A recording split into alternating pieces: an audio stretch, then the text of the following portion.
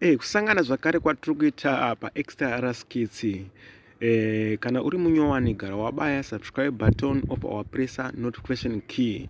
Izvi zvinokubatsira kuti patokanda video nyowani unosangana nevideo nyowani iri. Nhasi guys nenyaya yamutsvangwa. Mutsvangwa nhasi auya ari kuti iye anorespecta Geza.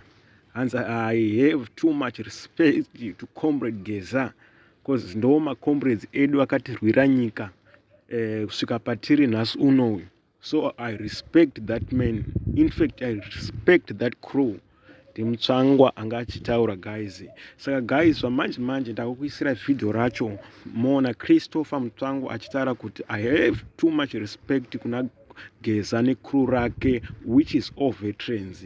Saka video racho nderira ratakuisa mutiudzawo zvamukufunga mucomment section. President Dr. E.D. Mnangagwa, His Excellency, the President of the Republic of Zimbabwe, continues to rise.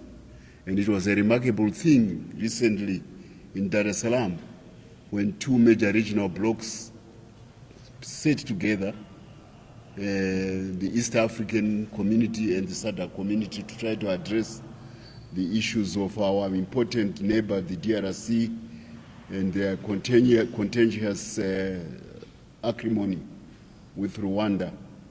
And all the heads of states who were there, including the President Museveni, the doyen of African leadership, says it was only possible because Zimbabwe convened the meeting. Otherwise, they would not have had such a meeting of African heads of states. So here we are, African solutions to African problems, and Zimbabwe being at the forefront of that mantra that we can solve our issues. And we are also very happy that in Mozambique the situation has calmed down. The president took his office of oath, and the detractors who were clamoring for regime change, Zimbabwe G40 style, are nowhere near anywhere in Maputo now. Here there are still some residual issues because we have a huge unemployment problem of young people, which is an African problem, and we need to address it. But by and large, we are very happy President Chapo is in charge. By the way, he is the first leader from Mozambique to come from an area contiguous to Zimbabwe. He comes from Sofala. And the last time he was here, he had his moves with Mbira music. You could almost think that he could have been from this side of the border. So I think the relations between the two countries are going to take a very good turn, because our regional, our neighbor, in terms of politics, and in terms of our provincial affinities with Mozambique, this is the first time we are aligned. Mozambique is a unitary state. Some come from the north, like Nyusi, and a couple had come from the south for some time. But we are happy that Central Mozambique is now President Chapo, and it is coming at a very timely time, a timely occasion, because the economic nexus, the economic evolution between the two countries is going to get closer and get very, very exciting. The main reason why I'm here today is to address an issue which is topical, but which is perennial, and it is the issue of title deeds. You know that recently our president started issuing title deeds to the beneficiaries of our irreversible land reform from the year 2000. There's been some gnashing of teeth since he started doing that, with the erstwhile holders of white title deeds from the settler colonial era, fretting that maybe the advent of the new title deeds impinges upon the global compensation agreement which they are negotiating with the government. I want, as a Zimbabwean citizen, because they are fellow Zimbabwean citizens, to assure them that our president negotiates in good faith. He negotiates according to the Constitution of Zimbabwe, And the Constitution of Zimbabwe says that they will be compensated for the loss of improvements on the land on which they were removed, not on the title, but on the improvements. Yes, the negotiations are ongoing. We do have budget constraints, but some of the payments have started being given.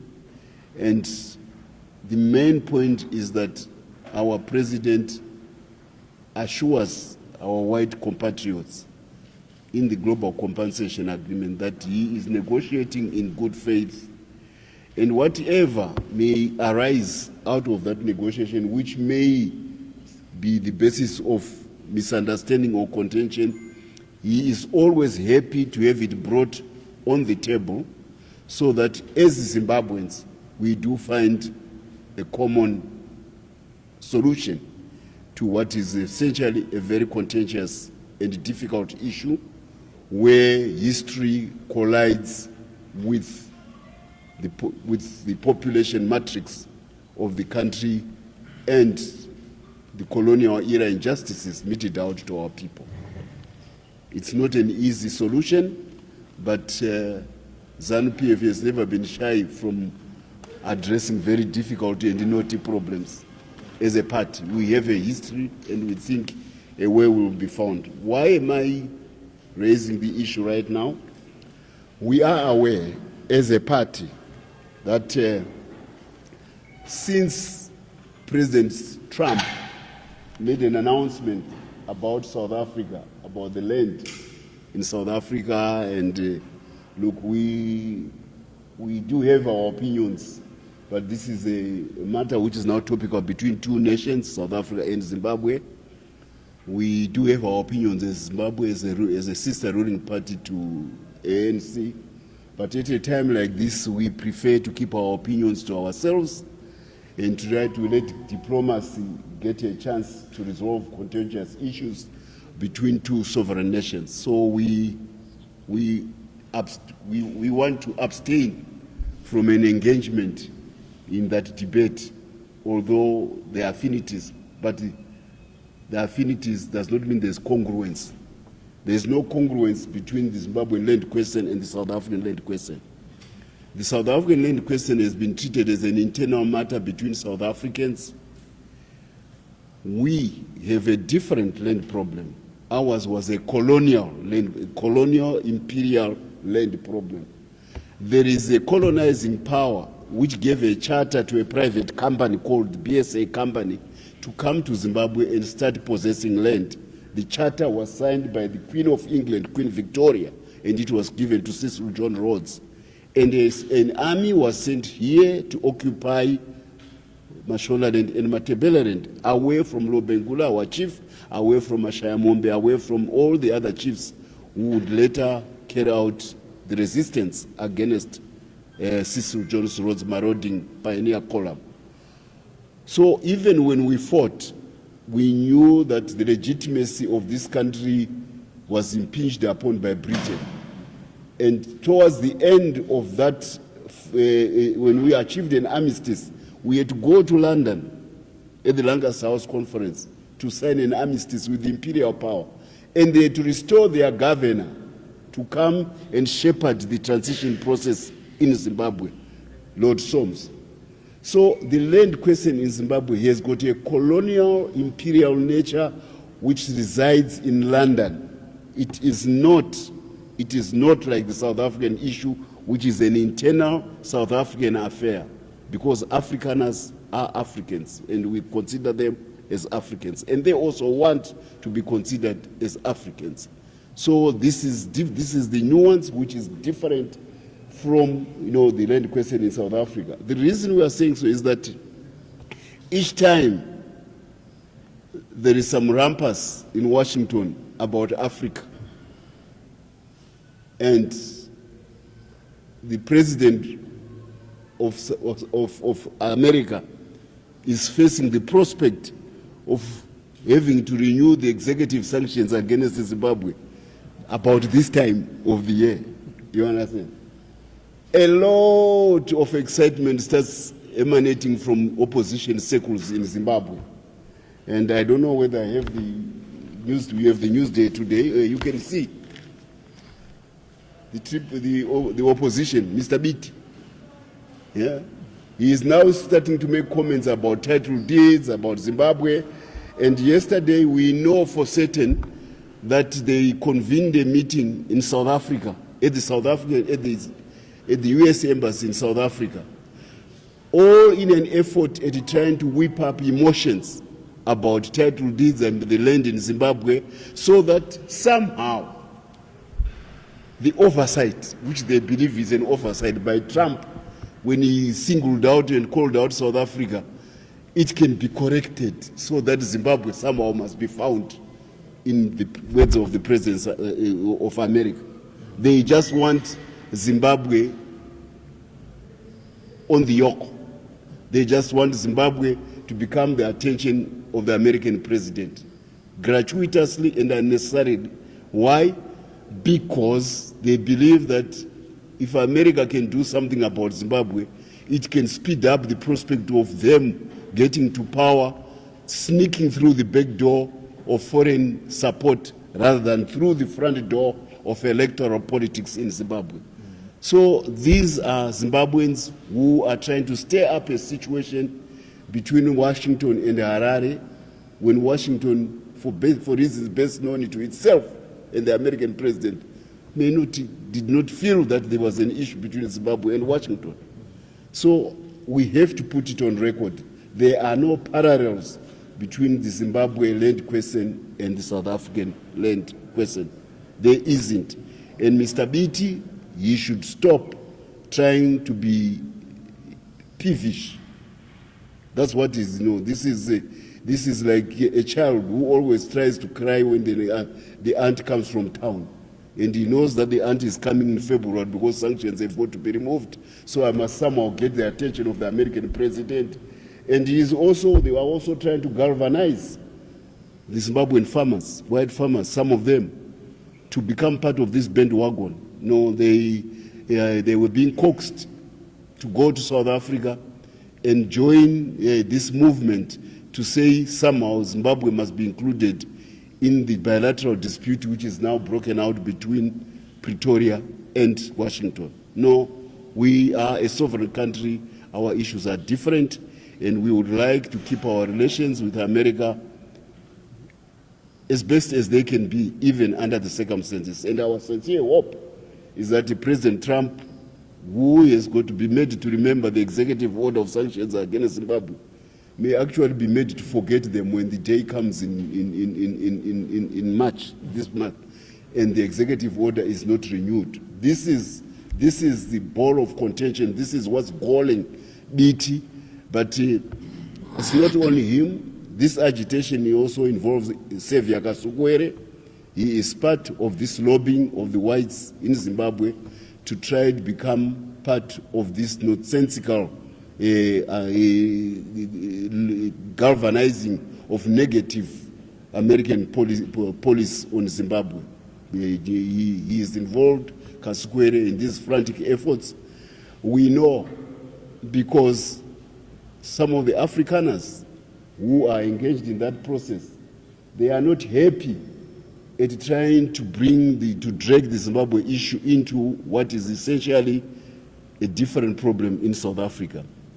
You may want to recall that Afrikaners are Africans. They do have an affinity for the continent, which has been their home for the past 400 years. That's why they are called Afrikaners.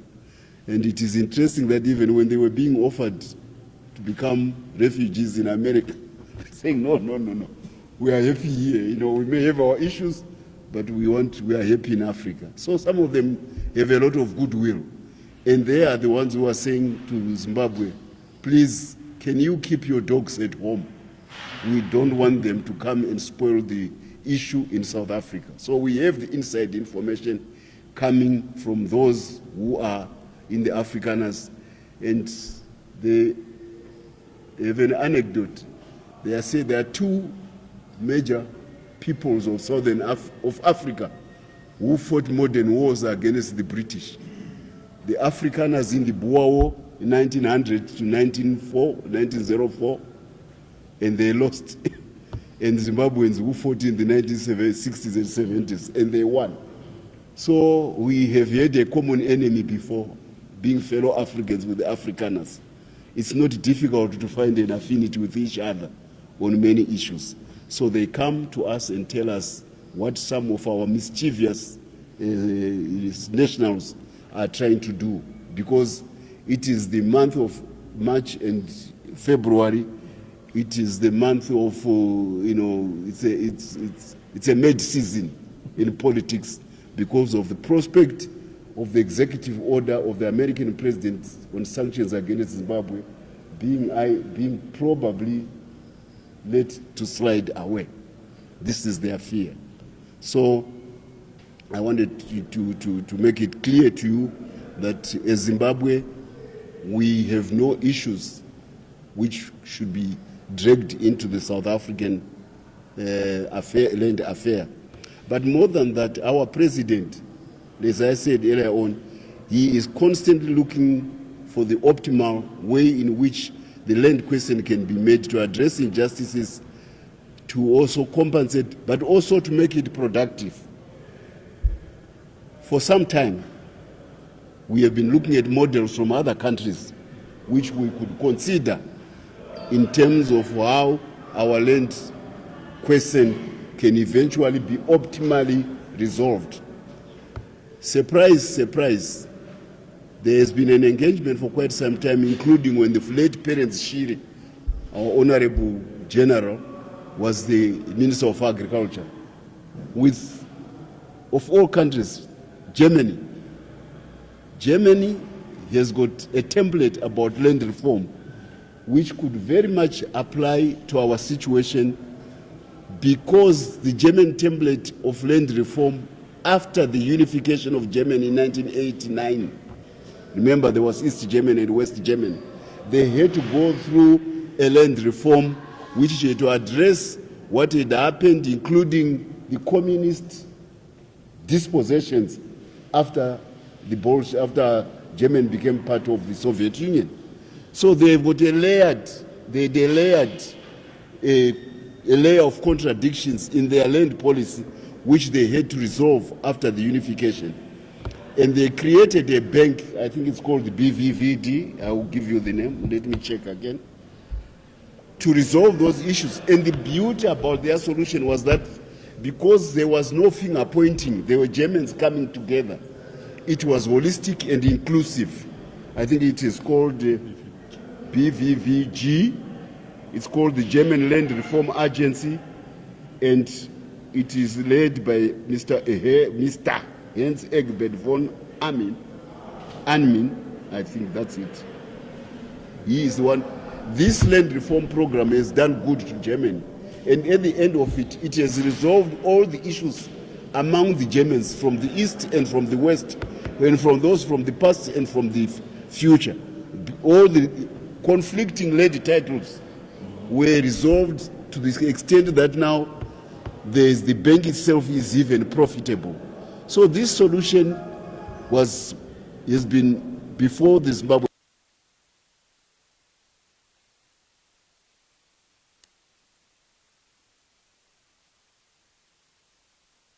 We are highlighting this is the president continuously looks at the optimal way to resolve land issues in such a manner that we can maintain productivity, raise profitability, increase viability, but at the same time address both colonial injustices and issues of compensation for those who may have bought the land, who may have developed it when they were not the original colonizers or occupiers of the land.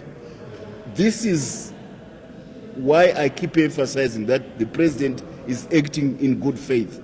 And my appeal to white Zimbabweans, those who are being tempted to go to the G40 bandwagon, is to stop it. Please, let's come and talk at home. Don't try to stir the pot in order to please foreign interests, which are fleeting, because at the end of the day, we still have to confront those problems when the situation has not been properly resolved at home. Let's look for definitive solutions here at home amongst ourselves. So this is our appeal to our white community. Don't be abused by failed politicians of the type of Mr. Tendai Biti and Mr. Kasukwere. Incidentally, they are also trying everything to see whether they can cause commotion within ZANU-PF, the same people. They don't want to form their own parties and build them and disintegrate like they do. And this young man thinks he possesses a party which was founded and grew when he was in his mother's womb, Kasukwere. He thinks he is the owner of that party, and now he's even having the temerity to start calling out for what he considers his morals in ZANU-PF. I do hope that those comrades who are being called as morals by Kasukwere will have the courage to stand up and say, we don't have anything to do with you. Because he's starting to sprinkle some names, including very important, very, very high-level names, to say they are part of his bandwagon. He is desperate to somehow tempt and tantalize America and Trump to come and do something about Zimbabwe. When it was the Biden administration, they knew each other from the time when sanctions were passed in 2002. Biden was one of the signatories of the Zidera bill. Clinton was one of the signatories of the Zidera bill. Obama was one of the signatories of the Zidera bill. So they were comfortable with the Democrats who were in America because they were fellow bandwagoners. They were in the same bandwagon about sanctions against Zimbabwe. Now, Trump is a wild ball. You don't know. So they are fretting about where the dice may fall this time. That's why this sudden agitation, and it is coming at a very wrong time. There was an institution which was so busy stirring up bad politics in this country. It was called USAID. It operated from the American embassy, and it operated autonomously from the American ambassador. It was American foreign policy privatized since 1961. And USAID was the skunkworks for all sorts of chicanery. And I don't know how many people have lost their paychecks. I hope some among you have not lost their paychecks. Because Trump comes and then Elon Musk comes, he says, close the door, shut the website. All the cover for nonsensical things, we're doing health, this, all the other, health, that. They are not interested. We know what we're doing. So USAID has been shut globally, and it has a bearing on Zimbabwean politics. So there's a lot of gnashing of teeth for those who were beneficiaries from the USAID. What am I saying? Is that the regime change agents in Zimbabwe are on the defensive. They've got their foot at the back because of what has happened to USAID.